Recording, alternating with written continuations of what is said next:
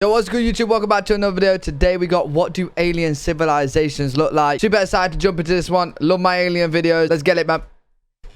The observable universe is a big place that's been around for more than 13 billion years. Up to 2 trillion galaxies made up of something like 20,000 billion stars surround our home galaxy. So fucking many. In the Milky Way alone, scientists assume there are some 40 billion Earth-like planets in the habitable zone of their stars. And you're telling me there's not aliens, bro? Anyone that says there's not aliens is just, they're not thinking straight. They're not thinking straight. When we look at these numbers, it's hard to imagine that there is nobody else out there. It would change our perception of ourselves forever if we found others. Just knowing that this vast place is not dead would shift our perspective outwards and could help us get over our irrelevant quarrels. But before looking for our new best friends or worst enemies, we have a problem to solve. What are we actually looking for? Aliens! They're not going to be invisible. Oh, this is going to be good, I already know. In a universe that big and old, we have to assume that civilizations start millions of years apart from each other and develop in different directions and speeds.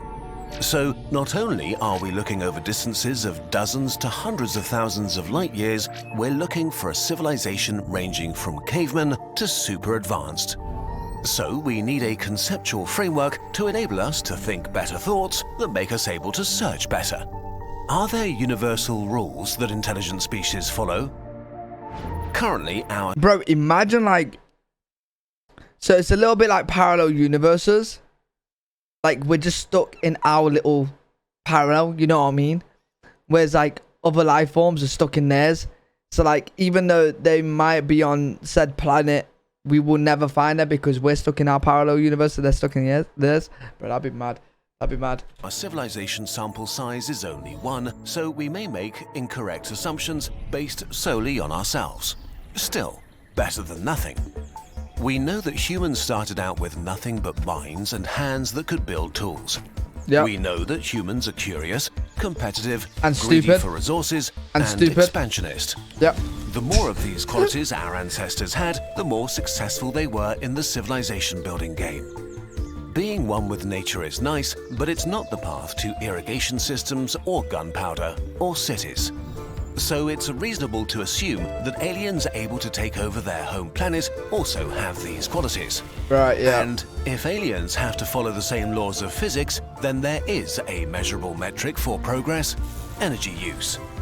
Human progress can be measured very precisely by how much energy we extracted from our environment and how we made it usable to do things. We started with muscles until we learned to control fire. Then we made machines that used kinetic energy from water and wind. As our machines got better and... Do you reckon like other aliens are doing it the same way? Because when you think about it, right? Because there's other life out there doesn't mean they have super fucking powers. Do you know what I mean? They still got to be kind of realistic.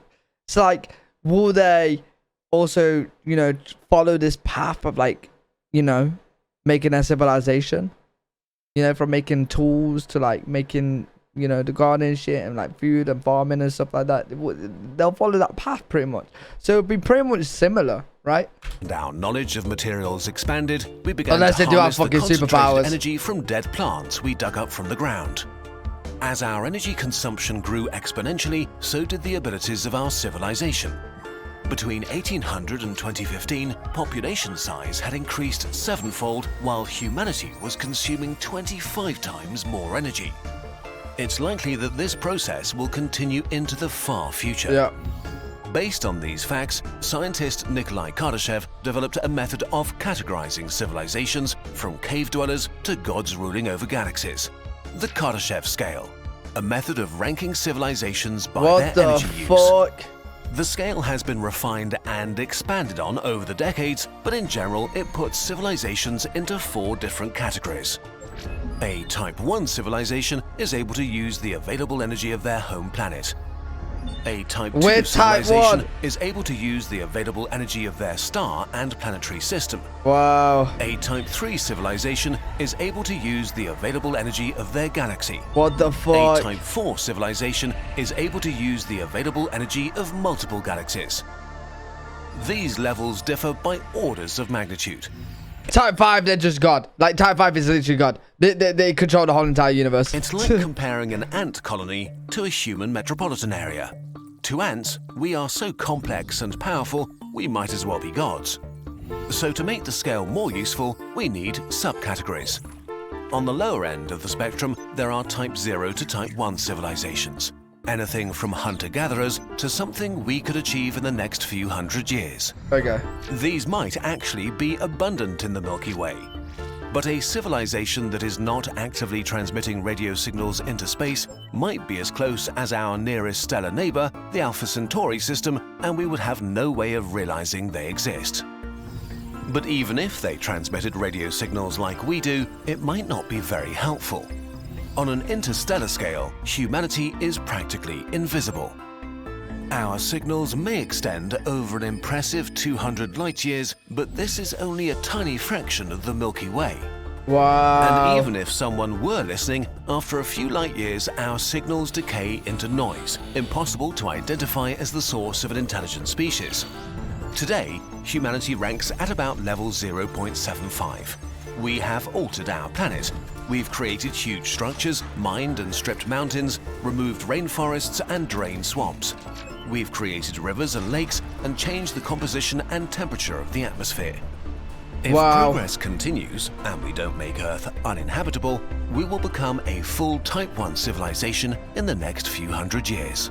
Oh, Any great. civilization that becomes a Type 1 It's not like is I'll be bound to around. look outside because it's likely that it's still curious, competitive, greedy, and expansionist. The next reasonable step towards transitioning to Type 2 is trying to alter and mine other planets and bodies. This might start with outposts in space, transition to infrastructure and industries near the home planet, move on to colonies, and end with terraforming other planets by changing their atmosphere, their rotation, or position. As a civilization expands and uses more and more stuff and space, its energy consumption scales with them. So at some point, they may embark on the largest project a lower Type 2 civilization can take on, harnessing the energy of their star by building a Dyson swarm. Once this megastructure is finished, energy has become practically Bro, this is so complex, unlimited man. for molding the home system however they see fit. How are they doing this, If bro? they are still curious, competitive, greedy, and expansionist, and now have complete control over their home system, stellar infrastructure in place, and the energy output of a star, the next frontier moves to other stars light years away. Wow. For a Type 2 civilization, the distance to other stars might feel like the distance between Earth and Pluto does to us today. Technically within reach, but only with immense investments in terms of time, ingenuity, and resources. This begins their transition towards Type 3. Wait, are they moving their fucking galaxy? Wait, what? This step is so far beyond us that it becomes hard to imagine what exactly these challenges will look like and how they'll be solved. Will they be able to find a solution to the vast distances and travel times of hundreds or thousands of years? Will they be able Imagine to if you could do that. communicate and keep a shared culture and biology between colonies light years apart? Or will they split into separate Type 2 civilizations? Maybe even different species? Are there deadly challenges between the stars? So the closer a species gets to Type 3, the harder it becomes to fathom what it might actually look like. They might discover new physics, may understand and control dark matter and energy, or be able to travel faster than light. We might be unable to grasp their motives, technology, and actions. Humans are the ants, trying to understand the galactic metropolitan area. A high Type 2 civilization might already consider humanity too primitive to even talk to. A Type 3 civilization might feel about as like we feel about the bacteria living on the anthill. Maybe they wouldn't even consider us conscious or our survival relevant. Wow. We could only pray that they're nice gods. But the scale doesn't necessarily end here. Some scientists suggest there might be Type 4 and Type 5 civilizations whose influence stretches over galaxy clusters or superclusters, structures comprising thousands of galaxies and trillions of stars. Ultimately, there might be a Type Omega civilization, able to manipulate the entire universe and possibly others. Type Omega civilizations might be the actual creators of our universe for reasons beyond our comprehension. Maybe they were just bored. As flawed as this classification may be, this thought experiment is already telling us interesting things.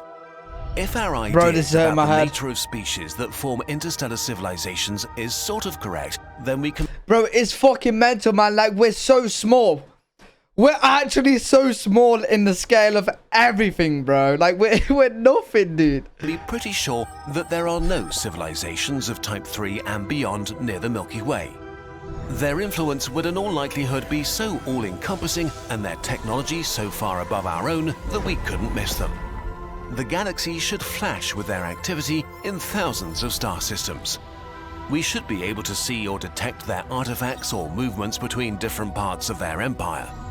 Even if a Type 3 civilization did exist in the past... Do you know what's crazy? Like, we're looking at this now and we're like, bro, there's no Type 3s, there's no Type 4s, there's no Type 6, right? But there is. Maybe not in this timeline right now, but like, if there's none out there right now and we don't find any, we will become, like, in many, many, many years, we will become the type 2s, Type 3s, Type 4s, Type 6. Like, we will get to a point, if we don't wipe ourselves out, basically with humanity, right? We have to make it off Earth. As soon as we made it off Earth, we're pretty much set. And now we're going to become the Type 2, Type 3, Type 4, Type 5, Type 6. The only reason why I say we have to make it off Earth is because we could literally kill ourselves. Or we could, like, some disaster happens and wipes us. You know, it makes us go extinct. So as long as we get off fucking Earth, dude, and we spread, we're good, bro. We will become the Type 2, 3, 6. And that's mental to think about. And died a mysterious death, we should be able to detect some of the remnants of their empire. But when scientists looked, they didn't find remnants of harvested stars, decaying megastructures, or scars of great interstellar wars. So they're very likely not out there and never were. In a sense, this is very sad, but also very reassuring.